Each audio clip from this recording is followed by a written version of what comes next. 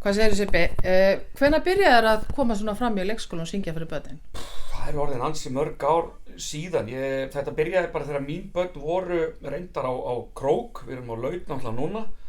Það sé ekki 15 ára eða eitthvað og ég sem sagt gerði þetta alltaf þar fyrst. Svo hugsaði ég með mér að það var nú kannski ekki fallegt að skilja út undan. Þannig að ég kíkti nú á Bínu sem var leikskólastjóri hérna einu sinni og bauð henni þetta að koma og flytja líka tónlist fyrir krakkana hér og hún hélt það nú og ég ákvaði að spila aðeins með hana og mætti þetta með mína dætur og við spilum þetta alltaf stund og svo bara laumaði ég smá reikningi undir hurðina hjá henni og Bína var ekki alveg sátt við að þurfa að borga fyrir þetta en það stóð það aldrei til en Fríða er sem sagt ekki að fara að fá neitt reikning neitt núna en þetta svona einhvern veginn hefur fært mér dálítið jólaandan í hjarta að koma og bara gleðja börnin og þau hafa mjög gaman að þessu eins og kannski sást og þau syngja og tralla alveg á fullu. Þetta er æðislegt ball, æðislegt gigg að taka þátt í og þetta hefur bara alltaf fært mér dálítið jólaandan í brjóst og ég hef ekki gert þetta í nokkur ár en ég ætla að vona að þetta sé komið til þess að vera aftur núna. En svo eru jólatónleikar á næstunni hjá okkur, eða ekki? Jú, og ég hef nú undanfarin 10 ár sennilega haldið jólatónleika með mínum bara dætrum, mínum afkvæmum en þegar ég flutti aftur til Grindavíkur í fyrra þá svona kveiknaði þessi hugmynd hjá mér að við í Grindavík við höfum alla burði til þess að gera bara mjög flotta jólatónleika og mér finnst að jólatónleikar eigi alltaf best heima inn í bara kirkju og það var hugmyndin fyrra og ég var búinn að fá hana Siggumæði, Sigurður María Eyþórsdóttir held ég hún sé.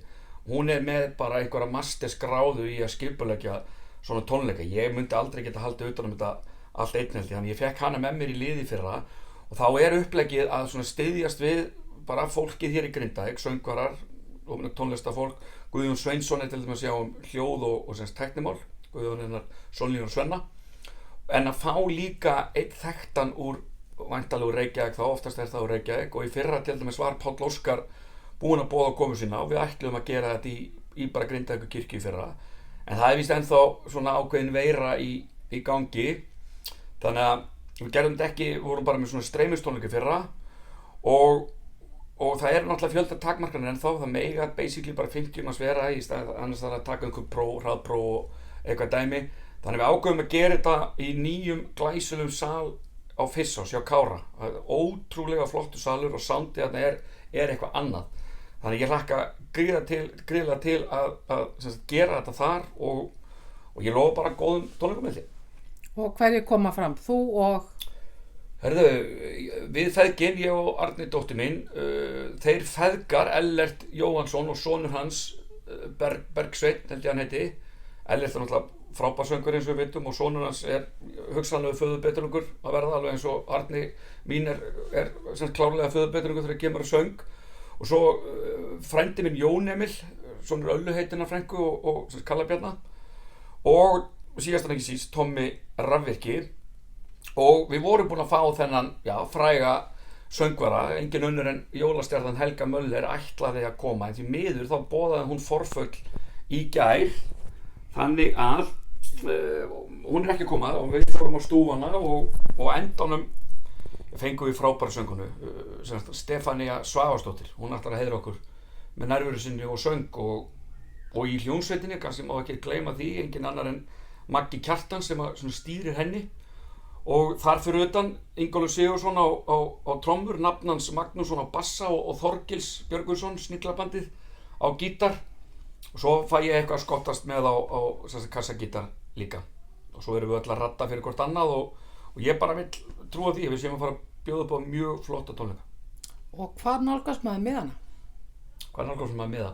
Og kannski að það komið skýrt fram allur ágóði á þessum tónleikum, hann fer í að styrkja í framtíðinni, alltaf að fara í að styrkja eitthvað fallegt gott málefni og það er semst líknarsjóður Grindavíkur kirkju sem að hlýtur ágóða núna, en við gætum ekki gert þetta nema með aðstoð bara fyrirtækja hér í bæ, ég ætla ekki að nefna þau öll hér og nú, þau koma fram á eventunum, en ef það væri ekki fyrir þennan semst velvilja þá gætum við ekki gert þetta og þessi fyrirtæki þau öll kærar þakkir en sem sagt miða á tónleikana það er 50 manna fjöldatakmarkanir þannig að við verðum held ég að miða við það og hægt að nálgast það á fissás.is Kári er með mjög gott þægilegt miðasölu kerfi, þannig að þið bara farið þangað inn, kaupið miðana og svo verður þetta líka í streymi. Guðjón Sveins snillingur er með fyrirtæki sem að heldur utan það og það er VAF Venue, linkurinn á það kemur fram á þessum event, þannig að það er hægt að kaupa